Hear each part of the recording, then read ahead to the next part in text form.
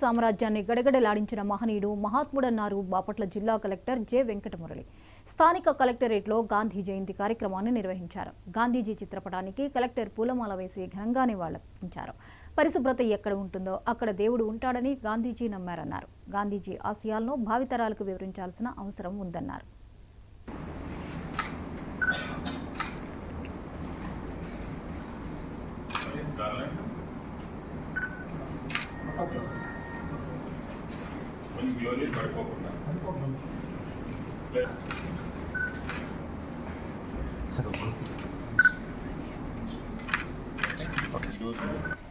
October 2 Mahatma Gandhi గారి జన్మదినోత్సవం సందర్భంగా 154th బర్త్డే సందర్భంగా మనము ఈరోజు కలెక్టరేట్లో ఉద్యోగులందరితో కూడా అందరం సమావేశమయ్యాం.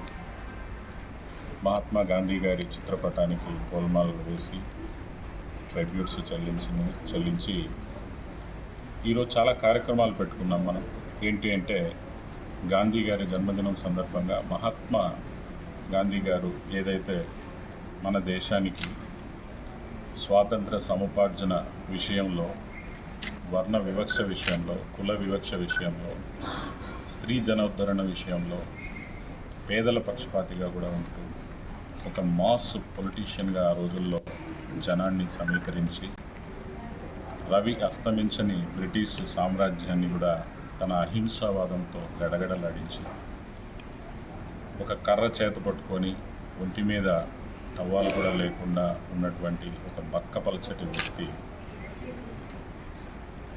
లక్షల కోట్ల మందిని కదిలించి ఆ రోజు ఆ బ్రిటిష్ సామ్రాజ్యాన్ని, అత్యంత శక్తివంతమైన ఆ సామ్రాజ్యాన్ని గడగడలాడించి మనకి స్వాతంత్ర సముపార్జన చేయడం జరిగింది.